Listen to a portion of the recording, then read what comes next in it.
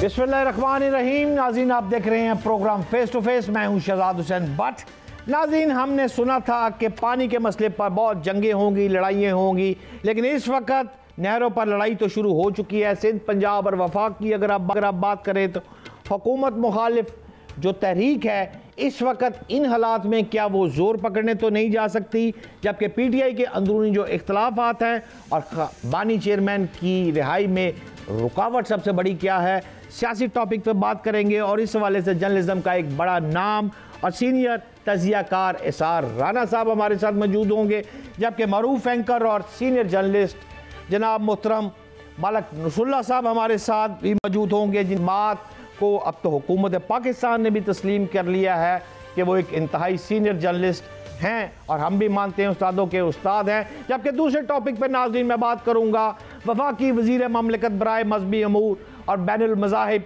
हम आहंगी जनाब खेलदास कोहस्तानी की गाड़ी पर हमला हो गया है। क्यों हुआ है, कैसे हुआ है, बंदों कौन थे, क्या?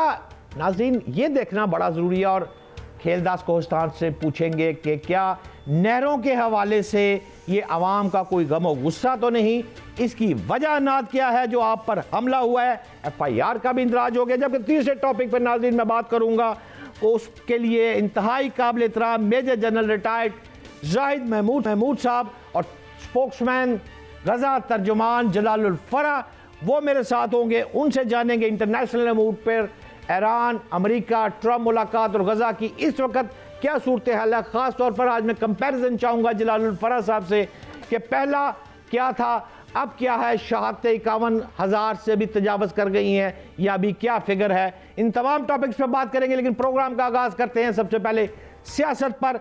तो काबिल एहतराम मोहतरम मलक नसरुल्लाह साहब मेरे साथ हैं। अस्सलाम वालेकुम मलक साहब, आप कैसे हैं?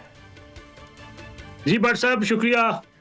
मलक साहब, गवर्नर फैसल करीम कुंडी ने दावा कर दिया है, वाज़ेह कह दिया है कि माइंस एंड मिनरल सूबाई असम्बली से मंजूर होगा या फिर वज़ीर आला की छुट्टी होगी। गंडापुर को नौकरी इसी शर्त पे दी थी। ये मेरा नहीं कहना, उनका कहना है। आपसे जानना चाहता हूँ, सीनियर जर्नलिस्ट है आप, कि PTI ने इस बिल को बानी चेयरमैन की मंजूरी से तो मशरूत किया हुआ है, आप क्या समझते हैं? वज़ीर आला KP के ये किसके दोस्त हैं मलक साहब?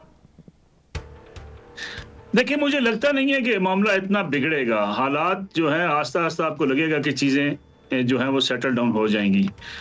अली मीन गंडापुर साहब की अपनी पार्टी उनके ऊपर एतमाद नहीं करती और पार्टी के अंदर जो ग्रुपिंग है उसका वो निशाना बनते रहते हैं। ख़ास तौर पे जब उन्होंने बातचीत की मुज़ाकरात के हवाले से, फिर उन्होंने जेल में जाके बानी PTI जनाब इमरान खान साहब से मुलाकात भी की।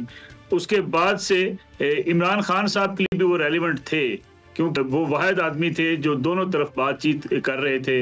इमरान खान साहब के लिए कुछ वो रिलीफ लेना चाहते थे, जिसका बहर इमरान खान साहब ने इसको तस्लीम भी किया है।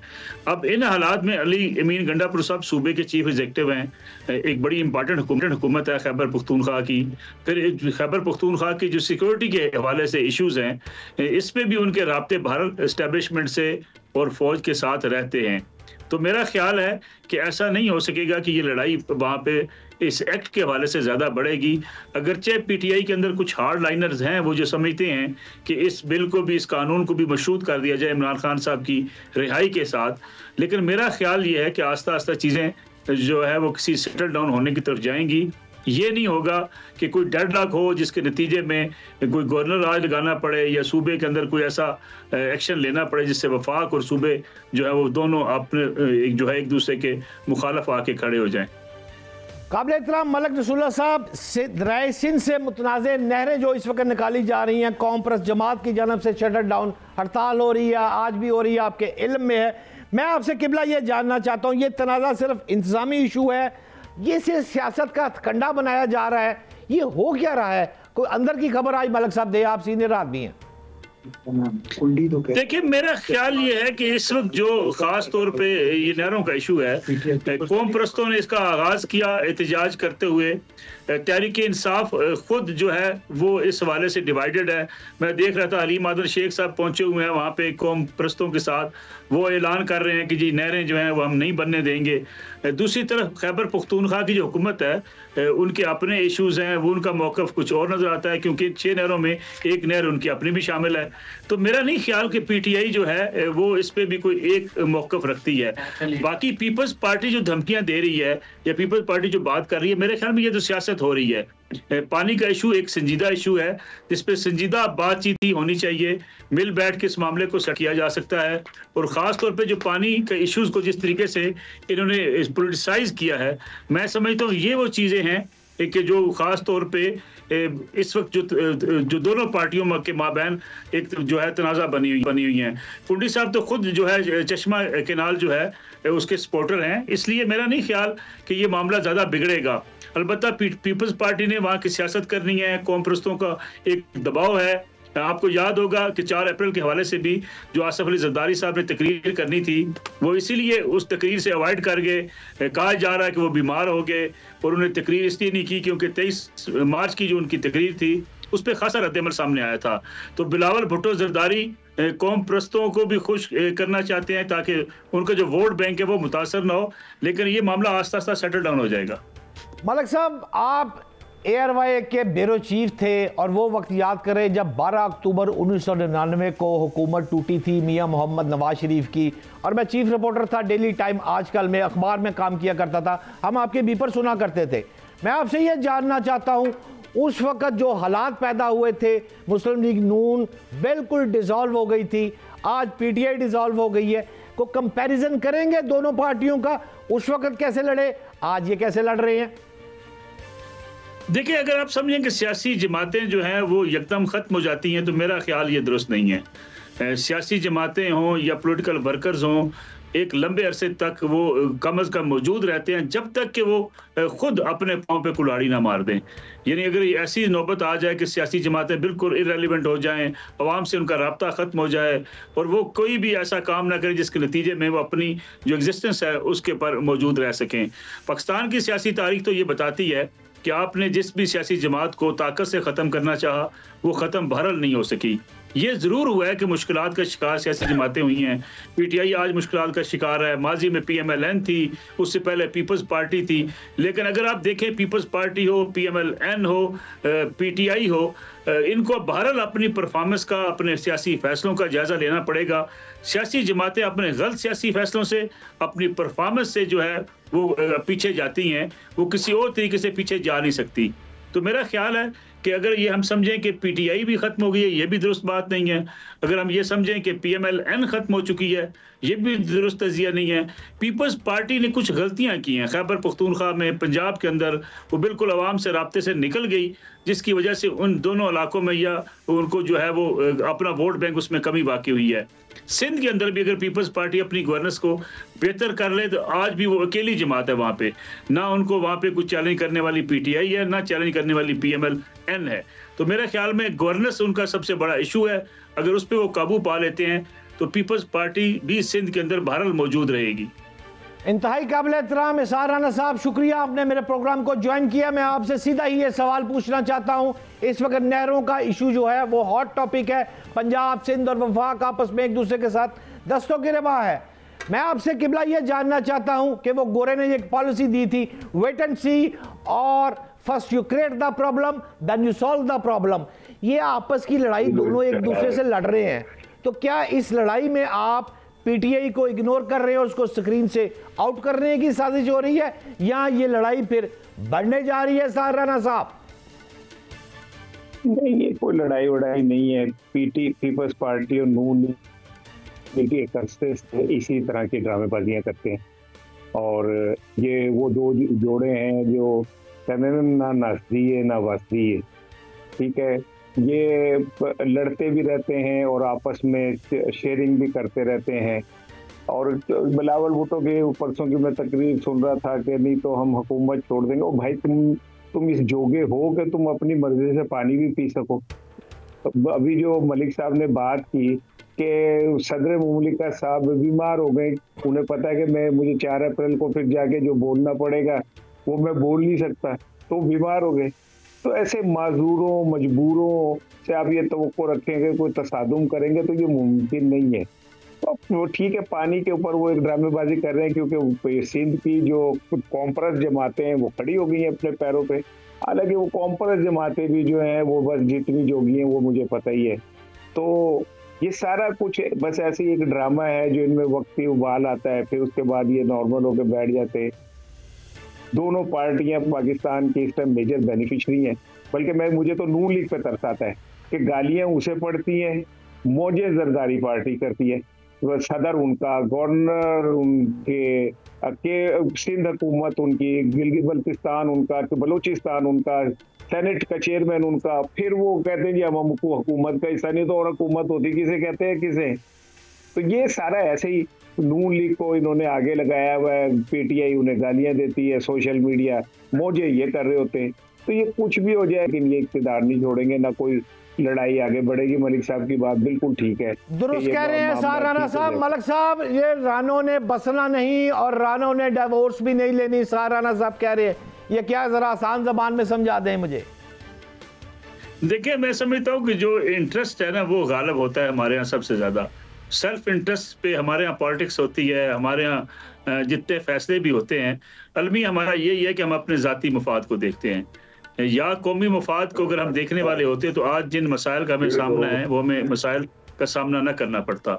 इसलिए राणा साहब की बात दुरुस्त है कि आप सारे ओहदे आपके पास हैं, लेकिन आप कहते हैं हम हुकूमत के ऐसा नहीं है। यानी सदर मुमलिकत आप देखें, वो कहते हैं जी कि मैं वजारतों को लात मारता हूँ। भाई, सदर मुमलिकत आपके पास है, गवर्नरशिप आपके पास है, एक सूबे की हुकूमत, 2 सूबों की हुकूमत आपके पास है, 2 चीफ मिनिस्टर्स आपके हैं, तो आप कहते हैं हम वजारतों को लात मारते हैं। इसलिए कि वफाक में वो वजारतें लेना नहीं चाहते। वो समझते हैं कि लोगों को ये बताया जाएगा सिंध के अवाम को हम तो अपोजिशन में हैं। मेरा नहीं ख्याल इस किस्म की सियासत ज़्यादा देर तक चल नहीं है। जो सियासी जमातें कहती हैं ना कि हमें काम करने का मौका नहीं मिलता, अगर ये संजीदगी से काम करती और ये गवर्नेंस को बेहतर करती, डिलीवर करती, तो मेरा नहीं ख्याल किसी और फरीक को इतना मौका मिलता कि जिसकी इंटरफेरेंस की आज बात की जाती है। लेकिन चूंकि कंप्रोमाइज सियासत है, ज़ाती मफादात पर मबनी सियासत है, ज़ाती इंटरेस्ट की सियासत है, इसलिए पाकिस्तान में सही लोग कहते हैं कि सियासत एक कारोबार बन चुकी है और कारोबार करने वाले लोग, राणा साहब ने दुरुस्त कहा कि वो कैसे लड़ सकते हैं। काबिल एहतराम सार राना साहब, अगर बानी नहीं तो कुछ भी नहीं, ये लड़ाइयाँ ऐसी ही चलती रहेंगी। जो पीटीआई का एक लंबा सवाल किया जा सकता है कि इस वक्त जो पीटीआई में हो रहा है आपके इल्म में है। मैं आपसे डायरेक्ट ही पूछना चाहता हूं कि जब तक चेयरमैन बाहर नहीं आएंगे, बानी चेयरमैन, तब तक ये ऐसे ही चलता रहेगा और आप पीटीआई को इस वक्त कहां खड़ा देख रहे हैं सार राना साहब? देखें, पूरी जोर लगाने के बावजूद क्या पाकिस्तान की सियासत से अवाम अगर चाहेगी तो माइनस हो जाएंगे, और अगर अवाम नहीं चाहेगी तो दुनिया की कोई ताकत किसी लीडर को माइनस नहीं कर सकती। पीपल्स पार्टी का अलमिया ये हुआ, वो जियाले जो ये समझते थे कि उन्हें नवाज शरीफ से लड़ना है, उन्हें सिस्टम से लड़ना है, वो मायूस हो गए, पीटीआई में चले गए। और आज पंजाब के अंदर ये जो मर्जी कर लें, इन्हें एक तीला नहीं जमीनना। तो जो जमातें अपने स्टांस से हट जाती है, नवाज शरीफ साहब को इस बार जो इलेक्शन में इतनी हजीमत का सामना करना पड़ा, वो इसलिए करना पड़ रहा है कि उनका वोट को इज्जत दो का नारा इतना मजबूत और तगड़ा था। लेकिन जब लोगों ने देखा कि वो जिनके खिलाफ बोल रहे थे उन्हीं के कंधे पे बैठ के वापस आ रहे हैं, तो अवाम ने उनका एहसाब कर दिया। तो इमरान खान का भी एहसाब अगर कोई कर सकता है तो वो अवाम कर सकती है। जानना चाहिए कि जो उनको इस तरह कभी हथकड़ी लगा दें, कभी फांसी लगा दें, कभी जेल कर दें, अवाम को मौका दें। अवाम अपने वोट के हिसाब से सबको सीधा कर देते, अदरवाइज तो आप हीरो बनाते चले जाते। इमरान खान के खिलाफ जब अतमदमाद नहीं आई थी तो इमरान खान का ग्राफ पॉपुलरिटी का, ये मलिक साहब से भी बात कीजिएगा, वो बहुत नीचे आ गया था, उनकी तो टिकट लेने को कोई तैयार नहीं था। और उसके बाद आपने इमरान खान को हीरो बनाया, और अब वो जिन इतना बड़ा हो गया कि आप जिस बोतल से आपने उस जिन को निकाला था, अब उसमें आप बोतल में नहीं छिका वो भर के वापस उसे बंद कर सकते। अब आपको उसको अवाम में छोड़ना पड़ेगा, अवाम से उसका रिजल्ट लेना पड़ेगा। अगर आप ये निसार भाई, मैं आपकी बात से मुतफिक हूँ, लेकिन मुझे ये समझ नहीं आ रही आपके सवाल की। आप अवाम की बार बार बात कर रहे हैं, तुम कितने भुट्टो मारोगे, हर घर से भुट्टो निकलेगा, भुट्टो शहीद कर दिया गया।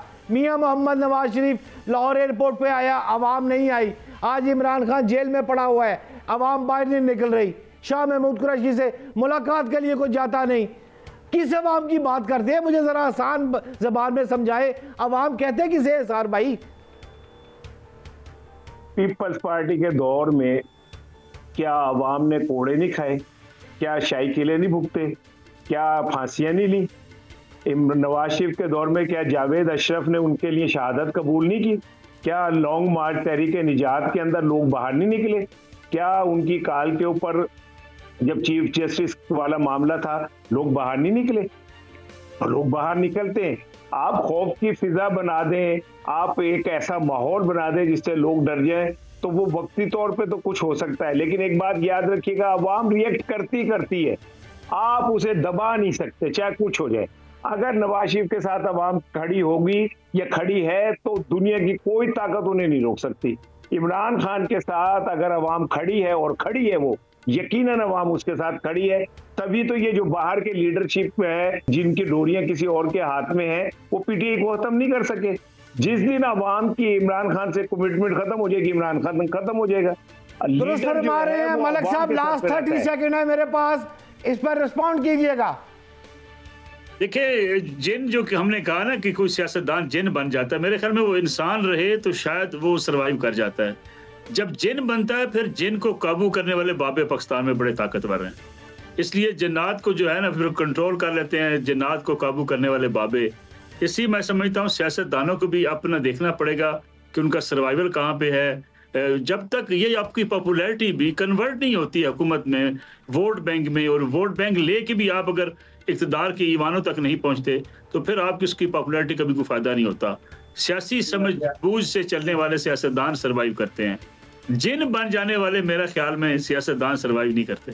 बहुत शुक्रिया, काबिल एहतराम मलिक नसरुल्लाह साहब और राना साहब मेरे साथ थे। नाज़रीन, बात तो बहुत ऊपर चली गई है, ये जिन्नात पर बात चली गई है, लेकिन हम सियासत की बात पे ही रहे तो ज़रा कंफर्टेबल रहेंगे। मैं नाज़रीन, मैं एक शॉर्ट ब्रेक पे जा रहा हूँ, मेरे साथ रहिएगा। Short break.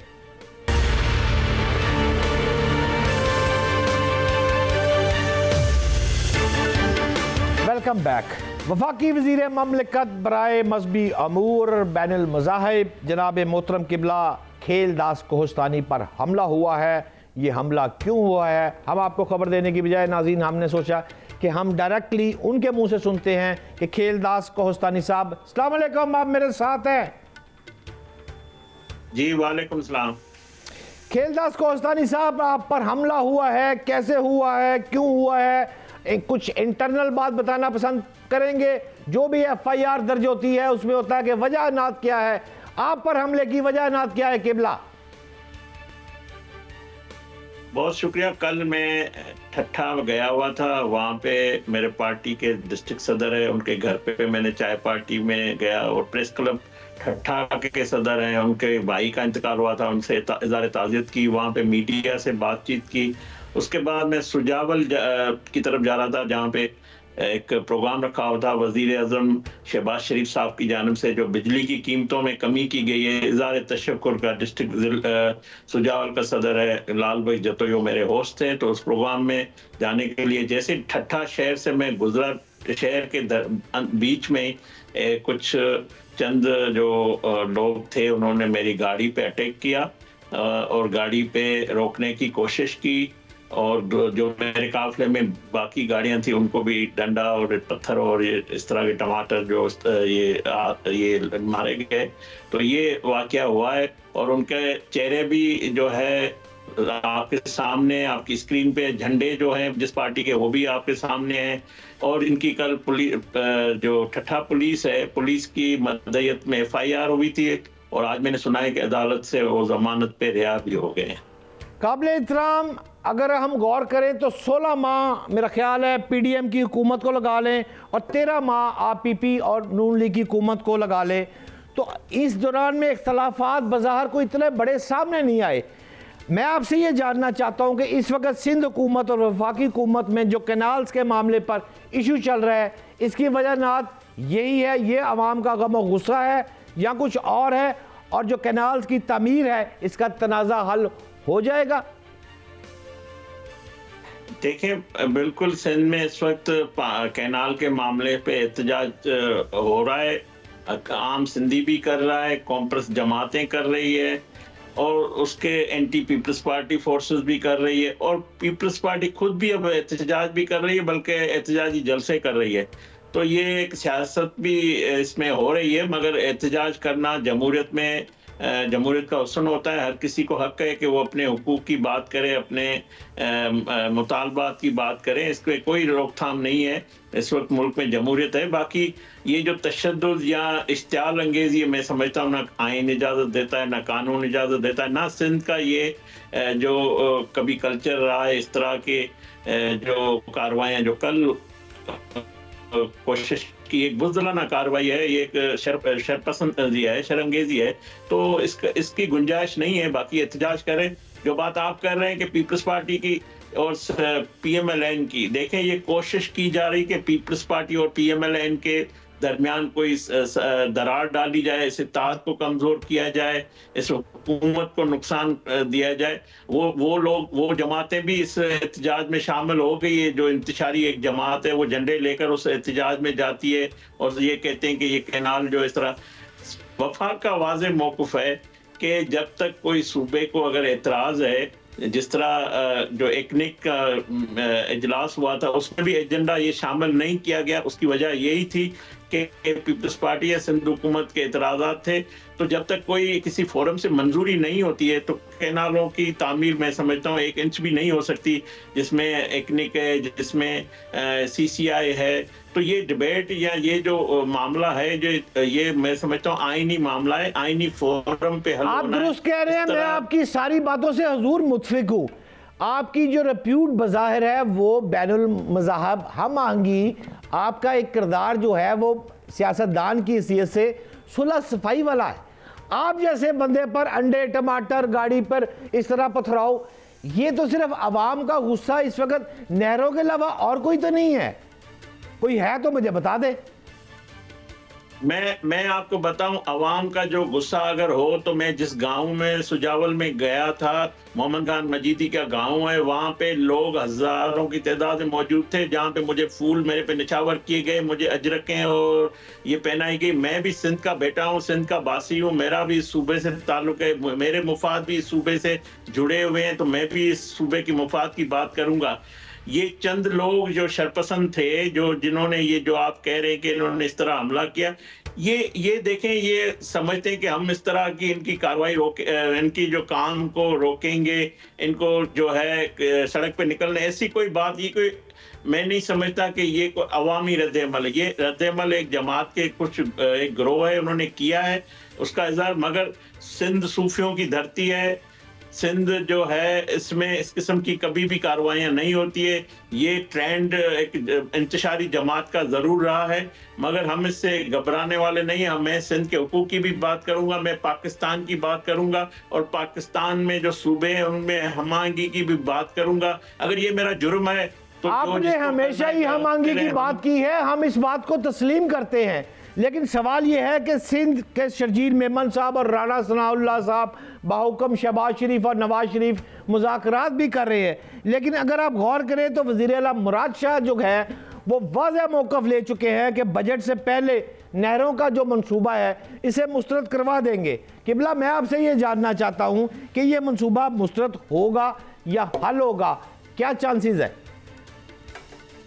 आप मुझे बताएं, आप बड़े जो है खबरों पे भी नजर रखते हैं, कोई सादा कानून हम असेंबली में पास कर सकते हैं पीपल्स पार्टी के बगैर? आप मुझे बताएं।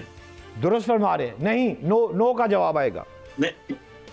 ठीक है ना, तो जब पूरी दुनिया को पता है, पूरी सिंध की आवाम को पता है, पाकिस्तान की आवाम को पता है, अगर हम नहीं कर सकते तो इतना बड़ा मंसूबा जिसका एक सूबे को एतराज है, एक सूबे के बासियों का एतराज है, एक सिंध हुकूमत को एतराज है, तो कैसे हम निकाल सकते हैं? उनकी मुशावरत, उनके मतलब उनकी रजामंदी के खिलाफ तो कोई फैसला नहीं कर सकती ये मौजूदा हमारी हुकूमत। तो हम बातचीत करने के लिए तैयार है और वज़ीर आज़म शहबाज शरीफ साहब ने और हमारे कायद नवाज शरीफ साहब ने सीनियर लीडरशिप को ये दिए है और हम इंशाल्लाह जल्द इस पे मुज़ाकरात होंगे, बातचीत होगी और इसका एक ऐसा हल निकाला जाएगा जिससे सूबों के दरमियान हम-आहंगी बढ़े, सूबों के हुकूक मिले, सूबों की मजबूती हो, पाकिस्तान की मजबूती होगी। तो ऐसी कोई बात नहीं कि यकतरफा फैसला कोई नहीं होगा। बहुत शुक्रिया। खेल दास्तानी साहब फरमा रहे थे कि आप फिक्र ना करें, कौम को खुशखबरी दे रहे थे कि मुस्लिम लीग नून और पीपल्स पार्टी मिलकर कोई ना कोई नहरों के हवाले से ऐसी मनसूबाबंदी कर लेंगे जिससे अफाम व तफहीम से मसाइल हल हो जाएंगे। लेकिन नाज़रीन, वज़ीर-ए-आज़म ने हमले की तहकीकात का जो हुक्म जारी किया है, खेलदास कोहस्तानी के ऊपर जो हमला हुआ है, उसके हवाले से मेरे पास रिपोर्ट ये है इस वक्त कि सिंध तरक्की पसंद जमात के रहनुमा की गिरफ्तारी एक अमल में ज़रूर आई है। जो ही मज़ीद खबर आती है मैं आपको उस हवाले से भी फॉलोअप स्टोरी दूंगा। लेकिन इस वक्त नाज़रीन, मैं एक शॉर्ट ब्रेक पे जा रहा हूँ, मेरे साथ रहिएगा। Short break.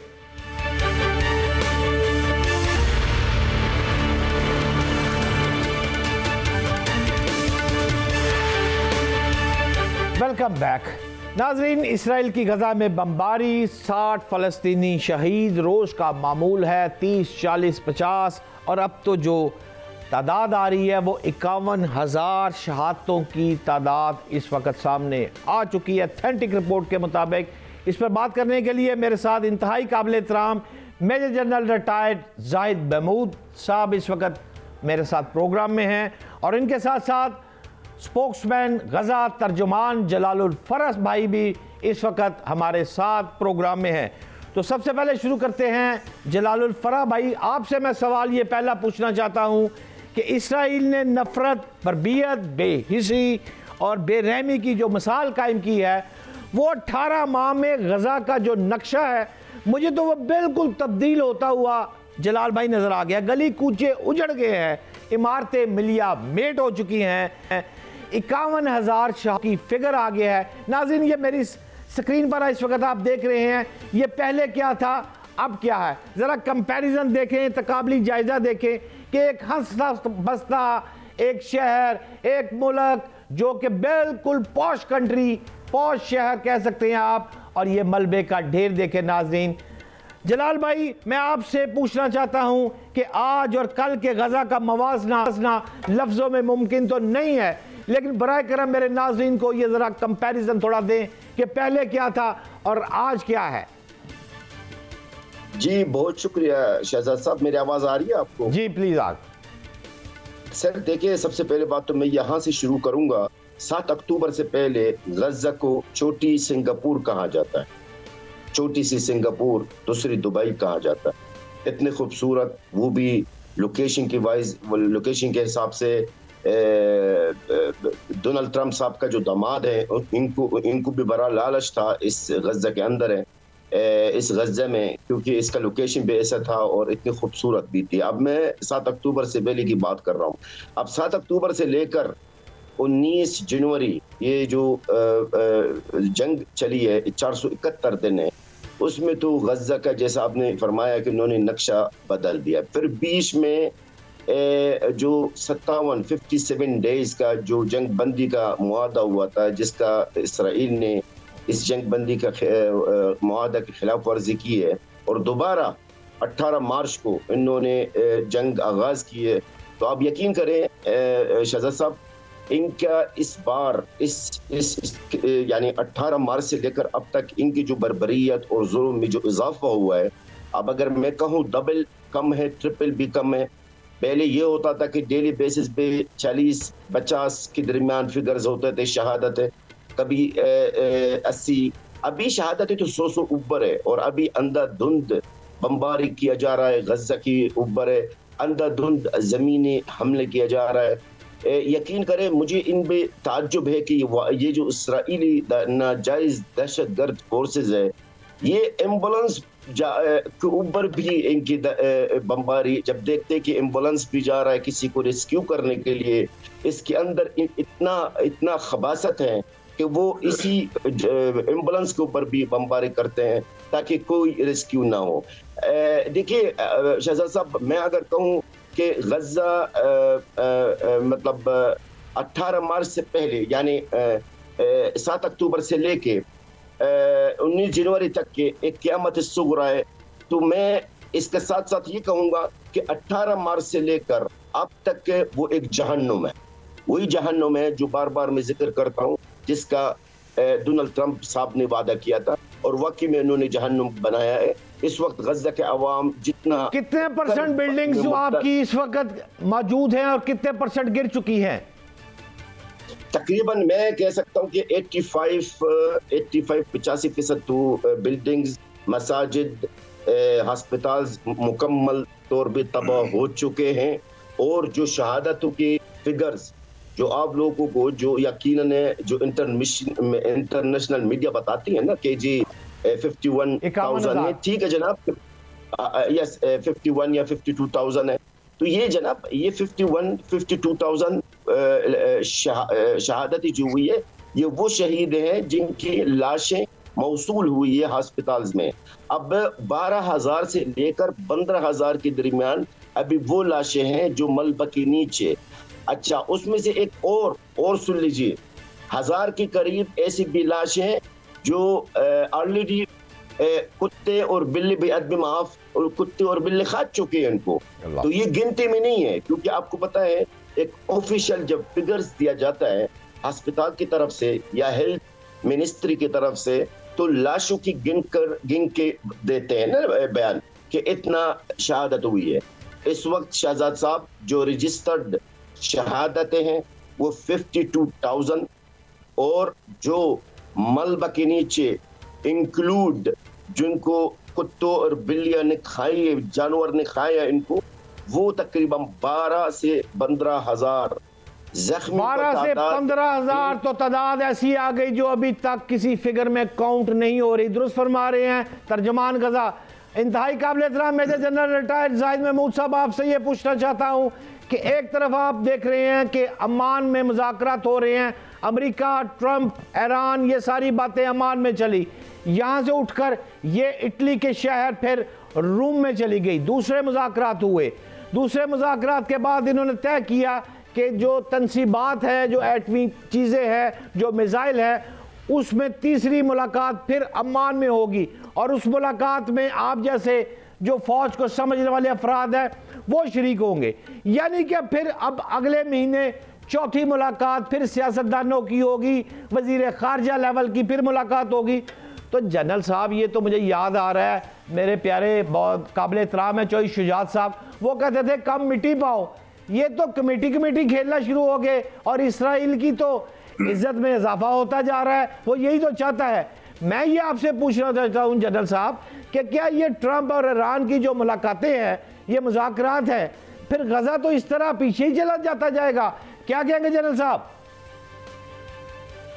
जी बिस्मिल्लाहिर्रहमानिर्रहीम, thank you very much Bhatt साहब फॉर द इनवाइट। और जलाल भाई को वंस अगेन मेरा बहुत ही रिस्पेक्टफुल सलाम, और हम कदर करते हैं उनकी जज्बात को। और जलाल साहब जब भी आते हैं फ़लस्तीन की आवाज़ बनकर, तो पाकिस्तान के हर घर में इस वक्त वो उनके बारे में बात होती है और हर दिल में उन्होंने जो इनका जो दर्द है वो हर दिल तक पहुंचा ज़रूर है जी। और टू बी वेरी ऑनेस्ट, बड़ा दुख होता है कि इतनी बड़ी मुमलिकत होने के बावजूद, हम मुसलमान होने के बावजूद कभी कभी अपने आप को बेबस महसूस करते हैं। तो फिर वही बात है भट्ट साहब, वो फ़ज़ाए बद्र जब तक पैदा नहीं करेंगे तो कुदरत से वो फरिश्ते भी फिर नहीं उतरेंगे जी, टू बी वेरी ऑनेस्ट। तो आई थिंक अब वक्त आ गया मुसलमानों को एक दूसरे को समझाने के बजाय खुद समझे और ये भूल जाए कि फ़लस्तीन में जो आज गजा बना है, ये पहला गजा पे ख़त्म हो जाएगी कहानी। गजा तो आगाज़ है जी।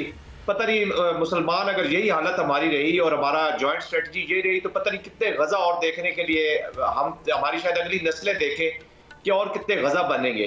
तो दिस इज दी टाइम कि गजा को ही हमें कॉर्नर स्टोन बनाकर, इसी के इर्द अपनी पॉलिसीज बनाकर, अपनी अप्रोच और जो भी मीन्स अवेलेबल है, पॉलिटिकल, इकोनॉमिक, डिप्लोमेटिक, और उनको हमें बरूए कार लाना होगा इस चीज को रोकने के लिए। अभी आपने जो सवाल किया है, ऑफ कोर्स जो ईरान का और यूनाइटेड स्टेट्स का, और ये मिडिल ईस्ट की वॉर एक दूसरे से जुड़ी हुई है जी। गजा से ये शुरू होने वाला, गजा को तो वॉर इसलिए कहता, गजा का genocide is the fundamental thing जो सेंटर में है जी, बिल्कुल ग्रेविटी के बीच में, जेनोसाइड नॉट वॉर। वॉर जो है वो सीरिया में है, वॉर जो है वो लेबनान में है, वॉर जो है वो यमन में है, वॉर जो है वो ईरान में है, वॉर पूरे मिडिल ईस्ट में है। और मिडिल ईस्टर्न कंट्रीज बाकी भी ये समझ लें कि ये आग अब सबको अपनी लपेट में लेगी जरूर, अगर हमने इसको लॉजिकल एंड से तक ना पहुंचाया या इसको रोका नहीं। जी जो 2 months का टाइम दिया है, इधर से नेगोशिएशन भी कर रहे हैं। एक चीज तो फंडामेंटल बिल्कुल इसमें किसी को शक नहीं होना चाहिए कि इजराइल चाह रहा है कि अमेरिका किसी ना किसी तरीके से हमला कर दे। और देखें इसी तरह की ऑपरेशनल न्यूज भी कुछ लीक की जा रही है डेलिबरेटली। अभी एक न्यूज आपको मैं यहाँ शेयर करना चाहूंगा कि एक न्यूज अभी जो लेटेस्ट लीक हुई है वो ये है कि इजराइल ने रिक्वेस्ट किया अमेरिका से कि हम जॉइंट अटैक करते हैं ईरानियन साइट्स के ऊपर, जी ईरानियन जो फैसिलिटीज है उनके ऊपर, जिस पे ट्रंप ने कहा कि अभी आप रुक जाए, हमें नेगोशिएशन का बहुत, they are creating an environment. लेकिन फिर हम इसी इजराइल को देखते हैं कि माजी में ये इराक के ऊपर अर्ली 80s में उनकी साइट्स पे हमला कर चुका है, सीरिया के बीच में भी ये साइट्स के कुछ न्यूक्लियर रिलेटेड चीजें करके हमले कर चुके, तो दे हैव अ हिस्ट्री। जो भी प्लान्स होते हैं किसी भी चीज के, उसको बट साहब मिलिट्री में कभी किसी की इंटेंशंस पे नहीं छोड़ा जाता, कैपेबिलिटीज पे छोड़ा जाता है। तो उनके पास कैपेबिलिटीज है, वो बिल्कुल अटैक कर सकते हैं। अब 2 महीने का टाइम दे देना, क्योंकि दोनों पोल्स अपार्ट है जी, ईरान का स्टांस भी पोल अपार्ट है और यूनाइटेड स्टेट्स का भी पोल अपार्ट है, दोनों जेस्चरिंग पोस्टरिंग जरूर कर रहे हैं। सबसे बड़ा जो हमला इस पूरे पीस के ऊपर हुआ वो जब 18 की माजरत चाहता हूं, आपने फरमाया इस्राइल हमला कर सकता है, अगर ये आपने फरमाया है तो क्या ईरान इसको रोकने की सलाहियत रखता है जनरल साहब? देखिए सलाहियत तो ईरान ने डिक्लेयर किया हुआ है कि अगर उनके ऊपर हमला हुआ तो वो क्विड प्रो क्वो में रिटेलिएट जरूर करेंगे जी, तो रिटेलिएट करेंगे। अब हमला कामयाब होता है तो उसके बावजूद वो एंगेज करेंगे, और ईरान भी सलाहियत रखता है उनको एंगेज करने की, किस लेवल तक है वो तो अभी मैं कंफर्म नहीं कर सकता, बट एनीवेज वो करेगा जरूर। देखिए ना पोजीशन ले लिया ना, सुप्रीम लीडर ने भी पोजीशन ले लिया, प्रेसिडेंट भी बार बार कह रहे हैं वो पीस को चांस देना चाहते हैं। तो पूरे रीजन, पूरे वर्ल्ड के लिए सबसे इंपॉर्टेंट चीज है कि ये जो न्यूक्लियर डील जो या बातचीत हो रही है, इसको नेगोशिएशन डिप्लोमेटिक वे से किया जाए। अभी एक और भी खबर आपके प्रोग्राम से मैं लोग दे देना चाहता हूं कि आपको पता होगा, सबको मालूम होगा कि अभी ईरानियन जो फॉरेन मिनिस्टर, इसके बाद रशिया गया है जी, उन्होंने कोई लेटर दिया है रशिया के प्रेसिडेंट को भी। तो रशिया और ऑलरेडी ईरान जो है वो nuclear, I mean not nuclear but military deals उनकी हुई हैं, चीजें हुई हैं, उनकी स्ट्रेटेजिक पार्टनरशिप है।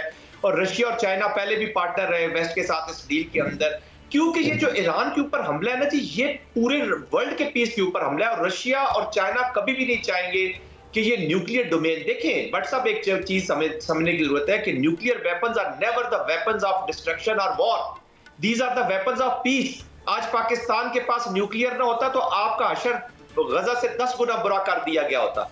आज अगर पाकिस्तान की आवाम, इराक और लीबिया देख लेना, यही तो हुआ जी, यही हुआ।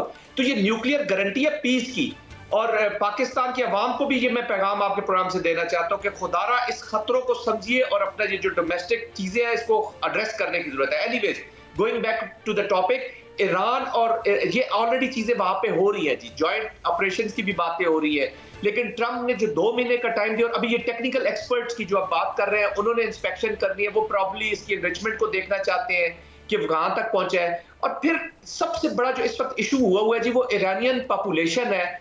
ईरान के लोग प्रेसिडेंट ट्रंप पे ट्रस्ट करने को इस वक्त तैयार नहीं है, ट्रस्ट डेफिसिट इतना ज्यादा है। तो कभी कभी डोमेस्टिक पॉलिटिक्स और डोमेस्टिक प्रेशर्स भी आपकी फॉरेन पॉलिसी को, डिप्लोमेटिक एंगेजमेंट को बहुत बुरी तरह मुतासिर करते हैं। अब देखते हैं कि ये गुत्थी कैसे ये सुलझाते हैं जी। दुरुस्त फरमा रहे हैं, गुत्थी कैसे सुलझेगी। जलालुल फराह भाई, 10 अप्रैल को इस्लामाबाद में एक कॉन्फ्रेंस हुई है, और ये कॉन्फ्रेंस फ़लस्तीन कॉन्फ्रेंस के नाम से हुई है, जिसमें पाकिस्तान की बड़ी दीनी शख्सियात ने गज़ा के मुसलमानों पर इसराइली जो बमबारी है उसके ख़िलाफ़ जहाद का फतवा दे दिया है। इसराइल के मामलीन के मुकम्मल मुआशी बाइकाट की बातें इस मुल्क में हैं, हम आपके साथ हैं, और आप इस हवाले से मज़ीद क्या कहना चाहेंगे? पाकिस्तान तो एफर्ट कर रहा है, आपके साथ खड़ा है इस वक्त। शहजाद साहब बहुत अच्छा सवाल किया आपने, बड़ा अच्छा पॉइंट उठाया आपने। और मैं इससे पहले मैं सब जनरल साहब की बातों पे सिर्फ एक जुमला में एक तबसरा करूंगा, एक कमेंट करूंगा कि मेरी अपील है पाकिस्तानी अवाम से, यकीन करें मैं कोई खुशामद नहीं कर रहा हूँ, लेकिन एक जिसके ऊपर बीत रही है इनको पता होता है। मैं कुछ लोग जो हमारी अवाम के अंदर नादान लोग हैं, मैं इनसे ये गुजारिश करूंगा कि आप लाखों हजारों बार अल्लाह का शुक्र करें कि आपके पास फौज है, आपके पास न्यूक्लियर है, वरना आज आपका वही हाल होता जो हमारा हाल है। और ये पाक फौज एक बड़ी नेमत है, और मैं कोई खुशामद नहीं कर रहा हूँ पाक फौज की, ये हकीकत है जिसको कोई जुतला नहीं सकता। अगर ये पाक फौज ना होता, ये पाक फौज की ताकत ना होती, तो आपका हाल इस वक्त हमारा हाल से भी बदतर है। अच्छा, दूसरी बात आपके सवाल की तरफ है। देखिए शहजाद साहब, जिस कॉन्फ्रेंस की आप बात कर रहे हैं, मैं भी इस कॉन्फ्रेंस में मौजूद था, पहले सेशन में मैं मेहमान वहां पर था मैं, और मैं मौजूद था। देखिए मैं एक सवाल करूँ आपसे, मरने के बाद दवाई का क्या फायदा है? ये सवाल सुन के आप ज़ाहिर सोचेंगे ये मतलब इसका जलाल का क्या मकसद है, मरने के बाद दवाई का क्या फायदा है, ये सवाल। अब देखिए हमारा जो उलमा हजरात है, जो भी मुफ्ती हजरात है, चाहे वो मुनीब रहमान साहब हो, चाहे मुफ्ती तकी उस्मान साहब है, चाहे हमारा मोहतरम फजल रहमान साहब है, मैं सिर्फ इनसे एक सवाल करना चाहता हूँ। फतवा जो आप लोगों ने दी है बहुत अच्छी बात है, और ये इस चीज़ का निशानदही करते हैं कि आपको बड़ी हमदर्दी है गजा के अवाम के साथ है और अपना दीनी फ़र्ज निभा रहे। लेकिन मेरा सवाल, क्या आपको अभी याद आ गया, अभी फतवा देना याद आ गया, 545 दिन के बाद अभी याद आ गया? जब गजा के अंदर कुछ बचा ही नहीं है तो अभी आपको याद आ गया? जब गजा के अंदर एक बच्चा नहीं बचा, एक वो खातून नहीं बची, एक मर्द नहीं बचा, एक मस्जिद नहीं बचा, जब बैतुल मुक़द्दस मस्जिद अल-अक़सा के ऊपर हजारों तादाद में हमला और बेहुरमती हो चुकी है, क्या आपको अभी याद आ गया? मैं वो सवाल कर रहा हूँ। यकीनन कुछ जलाल भाई, इस वक्त मुस्लिम उम्मा की नुमाइंदगी कौन कर रहा है? मैं ये आपसे जानना चाहता हूँ कि बड़ा भाई इस खानदान का कौन है? Who will be responsible? भाई मैं पाकिस्तान को किसी और मुल्क के साथ कंपेरिजन नहीं करे, आप कंपेयर ना करें। हमारा जो बड़ा भाई है मेरी नजर में, वो जो सबसे ताकतवर भाई है पाकिस्तान है, ठीक है। हमारे जो उल्मा है, पाकिस्तान के उल्मा है, हजरात है, हमारे लिए सरकताज है वो मैं इनको खुदा बहुत अच्छा किया इन्होंने जो फतवा दिया है। लेकिन मेरा सवाल ये है कि शहजाद साहब देखिए, पाकिस्तान हमारा बड़ा भाई है, पाकिस्तान सबसे ताकतवर हमारा बड़ा भाई है, और हमेशा उम्मीद होती है ताकतवर भाई में होती है, ठीक है। तो मेरे ख्याल में हमारा जो मुफ्ती हजरात या जो उल्मा हजरात थे, इन्होंने फतवा तो दे दिया, बहुत अच्छी बात है और हम खुश भी हुए। लेकिन मेरी आवाम का राय ये है, क्या फायदा है? अब खत्म हो गया गजा में कुछ बचा ही नहीं है, गजा के अंदर कुछ बचा ही नहीं है। अब आप फतवा दे, जुलूस निकाले, मुजम्मत कर ले, करारदाद मंजूर कर ले, कुछ भी कर ले, जो शहीद हो चुके वो दोबारा जिंदा नहीं होंगे, जो शहीद हो चुके हैं वो दोबारा जिंदा नहीं हो सकते। जलाल भाई ठीक कह रहे हैं। जनरल साहब, एक बड़ा अहम पॉइंट है, इस वक्त तमाम अफराद की नज़रें इस वक्त इसहाक डार साहब पर हैं। वज़ीर ख़ारजा साहब पहले अफ़गान गए, वहाँ मुश्तरका प्रेस कॉन्फ्रेंस हुई, अब बांग्लादेश जा रहे हैं, 22 अप्रैल को वो बांग्लादेश का दौरा मेरा ख्याल है कर रहे हैं। मैं आपसे ये जानना चाहता हूँ, अफ़गान हुकूमत दहशत गर्दों को कंट्रोल करने के लिए कोई इक़दाम करेगी या सिर्फ ये मीटिंग हो रहा है? और बांग्लादेश के हवाले से क्या बात करेंगे? हमें वहाँ से क्या गुड उम्मीदें हैं? क्या हमारा गुड पार्टनर एक सगा भाई बन सकता है? जनरल साहब जी, देखिए जो अफगानिस्तान में विजिट किया है फॉरेन मिनिस्टर ने, आई थिंक बड़े इंपॉर्टेंट विजिट है। अब तो ये बट साहब, शहजाद साहब, ये टोटली डिपेंड करता है कि अफगानिस्तान की जो अबूरी हुकूमत है वो अपने अफगानिस्तान और अफगानियों के लिए कितनी लॉयल और सिंसियर है। जी, आई थिंक पाकिस्तान ने इन स्पाइट ऑफ इन हालात के कि जब वो कहते हैं ना नाक से हमारे पानी ऊपर था, जी पुलों से ऊपर से पानी गुजरा है, उसके बावजूद एक चांस दिया है, अपॉर्चुनिटी मिली है अफगानिस्तान की हुकूमत को इन चीज़ों को समझने की, और पीस को एक और मौका दिया गया। और अब भी अगर इससे वो फायदा नहीं उठाएंगे तो इससे दोनों मुल्कों का बहुत नुकसान होगा। अब ये अफगानिस्तान की अबूरी हुकूमत ने, देखिए फायदा तो जरूर होगा फॉरेन मिनिस्टर का जाना, एक डिफेक्टो गवर्नमेंट के साथ इंटरेक्ट करना, क्योंकि अब सारे उनके साथ डिफेक्टो गवर्नमेंट के साथ इंटरेक्ट कर रहे हैं। बल्कि जो प्रॉक्सी स्पॉन्सर्स हैं उन्होंने तो अपना पैसा भी लगाना शुरू कर दिया है। अनफॉर्चुनेटली इस रीजन की जो प्रॉक्सी वॉर्स है ना जी, और ये जो बड़ी ताकतें हैं जो अब खुद तो कन्वेंशनल डोमेन में जाएंगी नहीं और ये प्रॉक्सीज के तौर पर यूज करेंगी इस रीजन को डिस्टेबलाइज करने को और अपने पॉलिटिकल ऑब्जेक्टिव हासिल करने के लिए, वो शय देती है। अभी अमेरिकन भी उनके एंगेज कर रहे हैं, पाकिस्तान ने भी एंगेज किया, बहुत इंपॉर्टेंट दौर है। लेकिन अब ये डिपेंड करता है अफगानिस्तान की अबूरी हुकूमत के ऊपर कि वो इससे फायदा उठाना चाहते हैं या नहीं उठाना चाहते। देखिए उनके लिए भी अब एक कैश 22 है जी, अगर आप उनको अपॉर्चुनिटी ये मिल रही है तो इसका पूरा वो फायदा उठाएं। वो तहरीके तालिबान के खिलाफ, देखिए पाकिस्तान अभी उनको इतने सीरियस मुतालबात नहीं दिए। सबसे बड़ा मुतालबा हमारा यही है कि अपनी सरजमीन को हमारे खिलाफ इस्तेमाल ना होने दें। वो है इकोनॉमिक्स की तरफ जाना चाहते हैं। इवन ये जो हमारे पाकिस्तान से जा रहे हैं अफगान माजरीन, उसके बारे में वो बात कर रहे हैं, वो इनको तो लेने के लिए तैयार नहीं है ना, उन्होंने अपने मुल्क को किसी चीज के लिए तैयार किया। But again having said that, अब माजी के बीच में जाने से एक तो हमने अपनी कुर्बानियां भूल जानी चाहिए कि हमने इनके लिए क्या क्या कुर्बानी दी है, क्योंकि ये बेहिस लोग हैं जी। और अफगानिस्तान की हिस्ट्री से कभी हमें मतलब है, कभी हमने पीस नहीं देखा। इनको ये कहना कि हमने कुर्बानियां दी है, हमने भाई बन के रहे हैं, हमने इस्लाम का ये किया है, it has no bearing. Pakistan को अब 2+2=4 ही करना होगा, 2+2 5 या इस तरह नहीं हो सकता जी। दुरुस्त फरमा रहे हैं जनरल साहब, पाकिस्तान नहज पर आ गया है कि अब हमें 2+ की तरफ जाना है और स्ट्रेट अवे में जाना है। बहुत शुक्रिया, इंतहाई काबिल एहतराम जनरल साहब आपका, जलालुल फराह भाई आपका भी बहुत शुक्रिया। मुझे तो नाज़रीन जो बात समझ में आई है वो यही आई है कि आज पाकिस्तान अगर खड़ा है तो अल्हम्दुलिल्लाह हमारी पाक फ़ौज के जवानों की वजह से। पाक फ़ौज एक हकीकत है। हमारे सिपा सलार की आपने स्पीच भी सुनी, एक शेर की धाड़ थी, वो स्पीच नहीं थी। हमारे सियासतदानों ने पाक फ़ौज के साथ मिलकर जो एटम बम बनाया, आज हम उसकी वजह से सर बुलंद करके बात करने की पोजीशन में है। वरना हमारा हाल भी ईरान के बाद जैसे देखें मुज़ाकरात हो रहे हैं। आप लीबिया की मिसाल ले लें, आप इराक़ की मिसाल ले लें, आप गज़ा की मिसाल ले लें, दर्जनों मिसालें हैं। जो कौमें अपनी पाक फ़ौज के साथ अपने हथियारों के मामले में खड़ी नहीं होती, वो हमेशा परेशानी का ही शिकार रहती है। और आज अगर हम बैसियत पाकिस्तानी, फ़ख्र से मैं ये कहता हूँ कि मैं पाकिस्तानी हूँ, अगर आज मेरे मुल्क में मेरी पाक फ़ौज और एटम बम ना होता तो शायद मेरी बहनें और मेरी माएँ भी उसी तरह लुट रही होती जिस तरह गज़ा की ख़वातीन लुट रही हैं, उनकी इज़्ज़तें पामाल की जा रही हैं। इसी तरह पाकिस्तानी ख़वातीन की सड़कों पर इज़्ज़तें इसी तरह लुटनी थी अगर आज ये ना होता। अल्लाह पाक मेरे मुल्क को कायम दायम रखे और हमें मज़ीद बेहतर करने की, प्यार मोहब्बत करने की कोशिश करेंगे कि इंशाअल्लाह ताला फिर हो। आज के प्रोग्राम के लिए नाज़रीन इतना ही। इंशाअल्लाह फिर अगले हफ्ते मुलाकात होगी फेस टू फेस में 7:03 पर। पाकिस्तान जिंदाबाद।